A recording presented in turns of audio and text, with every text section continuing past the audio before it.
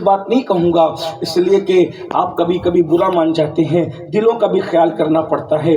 آج کی بات نہیں کہہ رہا ہوں، لوگ کیا کرتے ہیں، مرید بناتے ہیں، اللہ تک پہنچانے کی بجائے اپنے تک روک لیتے ہیں۔ سچے پیر کی پہچان یہ ہے کہ وہ خود کا نہ بنائے، سچے پیر کی پہچان یہ ہے کہ وہ خود کا نہ بنائے، وہ خدا تک پہنچا دے۔ جو خدا تک پہنچاتا ہے وہی سچا پیر ہوتا ہے، اور جو خدا تک نہ پہنچائے وہ پیر نہیں ہو سکتا۔ وہ تاجر تو ہو سکتا ہے، وہ منافق تو ہو سکتا ہے، وہ ایمان کا لٹیرا تو ہو سکتا ہے، لیکن یاد رکھنا تو جتنے بھی پیر اور مشائخ ہیں ان کی کوشش رہی ہے دین کو فروغ ملے، سنیت کو فروغ ملے، اسلام کو فروغ ملے۔ اسی لیے آپ دیکھیں کہ سلطان الہند سرکار غریب نواز نے نہ اپنے کھانے کی پرواہ کی، نہ اپنے کپڑوں کی پرواہ کی، نہ اپنا گھر بنانے کی پرواہ کی۔ آپ دیکھ لیں اجمیر شریف جائیے گا، غریب نواز کی بنائی ہوئی مسجد ملے گی، غریب نواز کا کوئی گھر نہیں ملے گا۔ آپ دیکھ لیجئے، گھر بنانا کوئی گناہ نہیں، بنانا چاہیے، اچھے سے اچھا بنانا چاہیے، لیکن ایک بات کہہ رہا ہوں، غریب نواز نے گھر نہیں بنایا، غریب نواز نے اپنی خانقاہ نہیں بنائی، غریب نواز نے اللہ کا گھر بنایا۔ اسی طرح دیکھ لیں غریب نواز کا آپ کو کوئی لباس نہیں ملے گا، ایک کرتا پہن کر ہندوستان آئے، اسی کرتے پہ پوری زندگی گزار دی۔ الحمدللہ ان کے صدقے میں ہم لوگ تو روز کپڑے پہنتے ہیں، لیکن غریب نواز نے ایک لباس پر، حضور سید العلماء مہروی رحمت اللہ علیہ فرمایا کرتے تھے کہ جب غریب نواز کو غسل دینے کے لیے تختے پر لٹایا گیا تو ان کا کرتا کئی کلو کا ہو گیا تھا۔ لوگوں نے پوچھا کئی کلو کا کیوں ہو گیا تھا؟ تو کہتے تھے کہ پیون پر پیون، پیون پر پیون لگانے کی وجہ سے اصل کرتا ختم ہو گیا تھا، پیون ہی پیون تھے۔ سلطان الہند سرکار غریب نواز نے پوری زندگی گزار دی، 3 دن کے بعد یا 7 دن کے بعد 3 لقمے کھایا کرتے تھے۔ قناعت کا یہ عالم تھا، اور وہ بھی 3 لقمے کون سے؟ سوکھی روٹی چبا کر کے کھاتے تھے۔ لیکن اندازہ فرمائیں 90 لاکھ لوگوں کو ایمان کی دولت عطا کی، اس لیے کہ پورا فوکس اس پہ تھا۔ حتیٰ کہ دین کے کام میں اتنے مصروف ہو گئے کہ شادی کرنے کا خیال بھی دماغ اور دل سے نکل گیا۔ ایک دن رسول اللہ خواب میں تشریف لائے، فرمایا معین الدین میرے بیٹے شادی نہیں کرو گے، میری سنت ہے۔ تو حیران ہو گئے، ارے میں اتنا مصروف ہو گیا دین کے کام میں کہ شادی کا خیال تک دل سے نکل گیا۔ اور اس کے بعد حضور کے کہنے پر آپ نے شادی فرمائی، حضور کے کہنے پر آپ نے نکاح فرمایا، اور وہ بھی کب؟ 50 سال کی عمر کے بعد۔ بعض لوگ تو یہ تحقیق کرتے ہیں کہ 60 سال کی عمر کے بعد آپ نے نکاح فرمایا۔ اتنے مصروف ہو گئے دین کے کام میں۔ میں کبھی کبھی سوچتا ہوں جوگی جے پال کے اسلام قبول کرنے سے پہلے غریب نواز کے پاس کوئی چھت بھی نہیں، جو چھت والا کمرہ ملا نا، تو جس دن جے پال جوگی اسلام لائے اس دن انہوں نے پیش کیا مرشد کو، حضور آپ میرے کمرے میں رہیں۔ آج کل جہاں سرکار کا مزار ہے وہ جوگی جے پال کی زمین ہے، اور وہ انہوں نے وہ پیش کیا تھا غریب نواز کو، اور وہ عبداللہ بن گئے، جب خلیفہ بن گئے، مرید بن گئے، تو وہ پیش کیا تھا۔ اللہ اکبر، اندازہ فرمائیں۔ اور اس سے پہلے سلطان الہند غریب نواز ایک درخت کے نیچے انا ساگر کے کنارے برسوں بیت گئے۔ کبھی آپ نے غور کیا، ہم صرف پھول پیش کر کے سمجھتے ہیں کہ ہم نے اپنے سر کا بوجھ اتار دیا، اتنے برسوں میں راجستھان میں سردی نہیں آئی ہوگی۔ ایک جلسے میں ہم آ کر کے بیٹھے، آپ سوٹر پہنے ہوئے، شال پہنے ہوئے، مجھ سے بھی سردی برداشت نہیں ہو رہی ہے، گھنٹوں اگر ہم جلسے میں بیٹھے تو گرم کپڑے پہن کے بیٹھے۔ آج سے تقریباً 700-800 سال پہلے کی راجستھان کی سردی، اور آپ سب پڑھے لکھے لوگ ہیں، جاننے ماننے والے لوگ ہیں، اگر تالاب اور دریا کے کنارے آدمی رہے تو سردی زیادہ لگتی ہے۔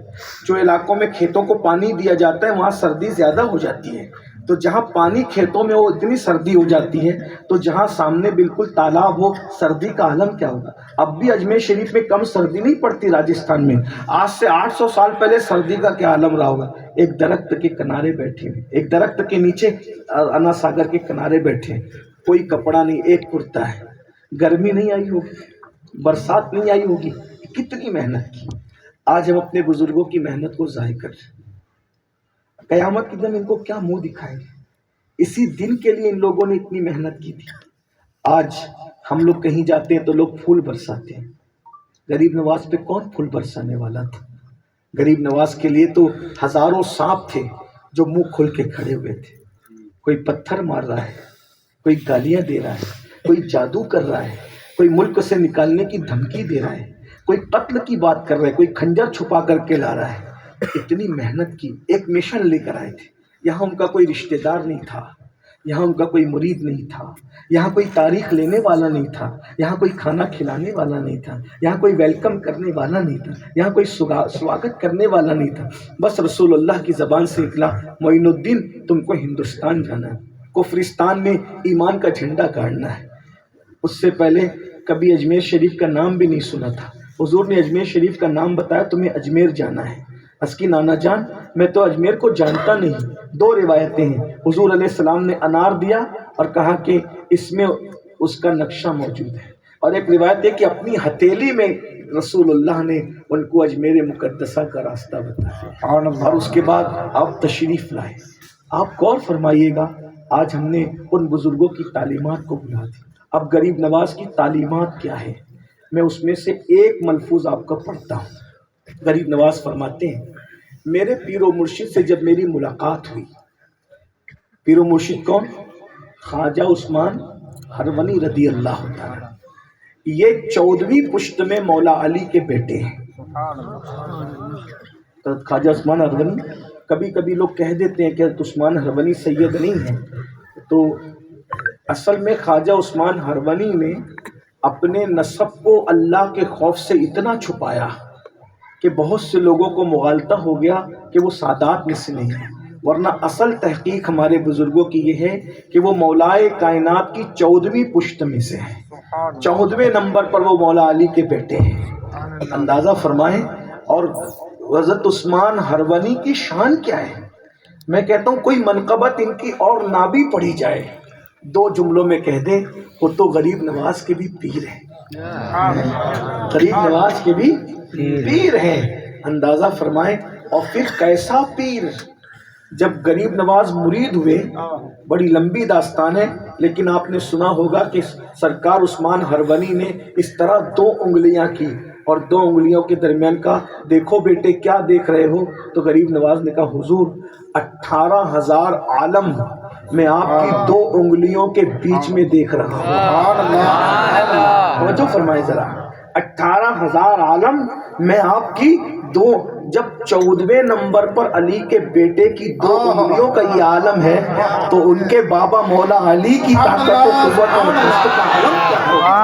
اندازہ فرمائیں، ذرا غور تو کیجیے گا، 2 انگلیوں کے درمیان آپ کیا سمجھتے ہیں ان لوگوں کی طاقت؟ بہت ممکن ہے یہاں بیٹھے ہوئے بچے جو سائنس اور جغرافی پڑھتے ہیں وہ مذاق اڑا کے اٹھ جائے، یہ کیا ہو سکتا ہے؟ میرے بھائی، جس دن روحانیت کی دنیا میں قدم رکھو گے، آج کل تو ولیوں کی کرامتوں کو بھی لوگ کہتے ہیں یہ تو سب کہانی قصے ہیں، یہ باتیں ماننے کے قابل نہیں۔ میں نے کہا میرے عزیز، جس نے پوری زندگی آم نہ کھایا ہو، اس کو ہم آم کی لذت بتاتے رہیں، راتیں گزر جائیں، لیکن وہ آم کی لذت کبھی نہیں معلوم کر سکتا، اس لیے کہ کچھ چیزوں کا تعلق تھیری سے نہیں ہوتا، پریکٹیکل سے ہوتا ہے۔ تو روحانیت جو ہے یہ تھیری نہیں ہے، یہ پریکٹیکل ہے۔ اصل میں لوگ آج روحانیت سے دور ہوئے۔ بھائی روحانیت لوگوں کو کیا، جو اپنے جسموں کا خیال نہیں رکھ پا رہے ہیں وہ اپنی روحانیت کا کیا خیال رکھ سکیں گے؟ جن کے حال یہ ہے کہ جن کے جسم سے بدبو آ رہی ہے، جو 3-3 4-4 دن تک کبھی غسل نہیں کرتے، جو پوری زندگی کبھی مسواک کو ہاتھ نہیں لگاتے، جن کا حال یہ ہے کہ وہ جمعہ وضو کرنے کا شرف حاصل کرتے ہیں، بتائیے جو اپنے جسموں کی طہارت نہ جانے وہ اپنی روح کی طہارت کیا جانیں گے؟ لوگوں کا حال بدل گیا ہے۔ روحانیت کی دنیا ایک الگ دنیا ہے۔ بزرگوں نے فرمایا ایک روح کی طاقت کا یہ عالم ہے کہ وہ زمین اور آسمان کو ایک لقمے میں نگل سکتی، ایک عام روح کی بات۔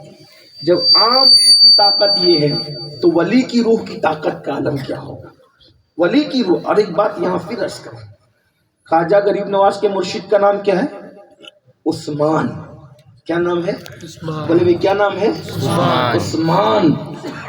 کیا پتا چلا کہ سرکار غریب نواز خود بھی سنی ہے اور ان کے پیر و مرشد بھی سنی ہے، اس لیے کہ روافظ کے خاندان میں عثمان نام رکھنا جائز نہیں ہے۔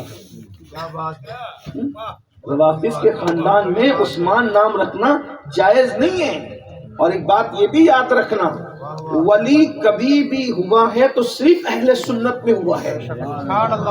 نہ روافظ کے یہاں آپ کو کوئی ولی ملے گا، نہ نواسب یعنی ناصبیوں کے یہاں بھی آپ کو ولی نہیں ملے گا. آپ چیک کیجئے جتنے گنبد چمک رہے ہیں، کسی کا نام لیں، میں ثابت کروں یہیں بیٹھے بیٹھے انشاءاللہ، میں بہت پڑھا لکھا آدمی نہیں ہوں، لیکن ان سادات کی جوتیوں کی، ان علماء کی جوتیوں کی برکت سے آپ کسی کا بھی نام لیں، میں یہیں بیٹھے بیٹھے ثابت کروں گا کہ وہ سنی تھے. کوئی رافضی کبھی ولی نہیں ہوا، نہ کوئی ناصبی کبھی ولی ہوا. کیوں؟ کیونکہ نہ رافضیوں کی مولا علی سے بنتی ہے، نہ ناصبیوں کی مولا علی سے بنتی ہے. مولا علی اگر کسی سے خوش ہیں تو وہ صرف اور صرف اہل سنت و جماعت ہے. اسی لیے جو بھی ولی بنتا ہے وہ علی کے فیضان سے ولی بنتا ہے. الحمدللہ مدینہ منورہ سے لے کے بغداد معلیٰ تک، اور بغداد شریف سے لے کر کے جو ہے وہ داتا صاحب کے لاہور تک، اور لاہور سے لے کے دلی تک، اور دلی سے لے کے گجرات تک، آپ جتنے گنبد دیکھ رہے ہیں سب کا تعلق اہل سنت و جماعت سے ہے. میں کہتا ہوں یہ چمکتے ہوئے گنبد بتا رہے ہیں کہ روئے زمین پر، پشت زمین پر اگر سب سے سچا کوئی مسلک ہے تو اسے اہل سنت و جماعت کہتے ہیں. نعرہ تکبیر، نعرہ رسالت. یہ بات کہنے کی ضرورت اس لیے آج پیش آتی ہے کہ ہمارے نوجوان چھوکرے یوٹیوب کی دنیا کی وجہ سے دائیں بائیں رستہ اختیار کرتے ہیں اور سوچتے ہیں کہ یار وہ فلاں لوگ تو مولا علی کا ذکر بہت کرتے ہیں، اہل سنت والے نہیں کرتے، تو چلو انہی کو سن کر کے دل بہلا لیں گے. میں ایک بات آپ سے کہنا چاہتا ہوں، پورے ہندوستان میں کہتا ہوں، یہاں پھر آپ کے سامنے رکھنا چاہتا ہوں، میرے بھائی، مولا علی کا ذکر، اہل بیت کا ذکر، صحابہ کا ذکر، حضور علیہ السلام کا ذکر جتنا اہل، تاکہ یہ اب کبھی کبھی یہ روافظ کا جھوٹا کھانے والے یہ بھی ان کی سن کر کہتے ہیں ہم سنیوں میں تو علی کا ذکر ہوتا ہی نہیں. میں نے کہا تم نے اپنے جیسے سنیوں کو دیکھا، ہم جیسے سنیوں کو بھی تو دیکھو نا، دادا باپو جیسے سنی کو بھی تو دیکھو نا، امام احمد رضا جیسے سنی کو بھی دیکھو نا. پورے ہدایت بخشش میں نبی کی نعت کے بعد سب سے زیادہ جس کا ذکر ہے سب نبی کا خاندان ہے. حالانکہ وہ مانتے تھے جس کا جو مرتبہ ہے وہ سب کا مرتبہ. چھوڑ دیں، آواز پہنچ رہی ہے، آخری تک تو پہنچ ہی رہی ہے، بغیر مائک کی پہنچ سکتے ہیں انشاءاللہ. ہاں تو پریشان نہ ہو، چھوڑ دیں، وہ جہاں تک پہنچنی پہنچ. بات میں کر رہا ہوں، میں عنوان سے ہٹ نہ جاؤں تو بہرحال جلدی جلدی عنوان کی طرف آنا چاہتا ہوں. عرض کیا کر رہا تھا، آپ دادا باپو جیسے سنی کو دیکھیں، سبحان اللہ، آپ دیکھیں ان سادات کو دیکھیں. ہم مولا علی کا ذکر جتنا کھل کھل کر اور کھل کھل کر کرتے ہیں، روافظ کیا کر سکتے ہیں؟ انہیں کیا آتا ہے؟ وہ کہتے ہیں ہم علی کو مولا مانتے ہیں. میں نے کہا یہ جو من کن تو مولا والی حدیث پہنچی ہے یہ سنیوں نے پہنچائی ہے یا تمہارے خاندان والوں نے پہنچائی ہے؟ کیونکہ نبی کے حجت الوداع کے دن تم تو تھے نہیں نا، وہ تو کون تھے؟ حجت الوداع کے دن غدیر خم میں جب یہ حدیث رسول اللہ مولا علی کا ہاتھ اونچا کر کے پڑھ رہے تھے، من کنت مولا فاز علی کے مولا، اور تمہارا باپ دادا نہیں تھا، وہاں صدیق اکبر تھے، فاروق اعظم تھے، عثمان غنی تھے، سعد تھے، سعید تھے، طلحہ تھے، زبیر تھے، خالد ابن ولید تھے، ابو ہریرہ تھے، ابو سعید خدری تھے، سلمان فارسی تھے، اور الحمدللہ یہ سب کے سب میرے نبی کے صحابہ ہیں، اور ہمارے ہاتھوں میں ان کا بھی دامن موجود ہے. اگر علی کو مولا مانتے ہو، اللہ اکبر، رسالت،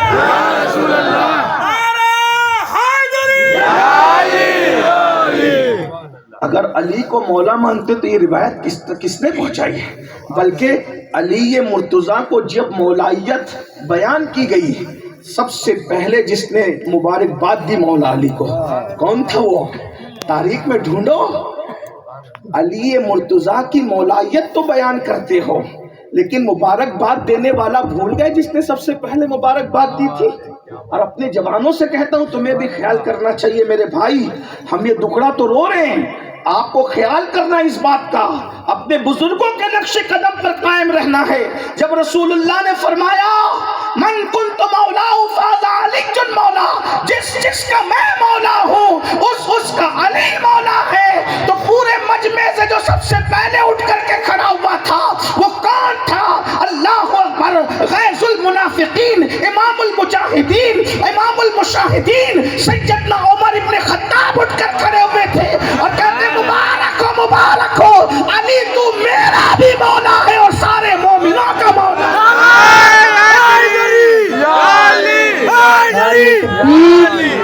नारे रिसालत, नारे हैदरी। गदीर की मुबारक आज तुम दे रहे हो, जिसने सबसे पहले दिया है वो हमारा इमाम है, जिसको मौला बनाया वो भी हमारा इमाम, जो मुबारकबाद दे रहे वो भी हमारा इमाम। तुम्हारा है क्या?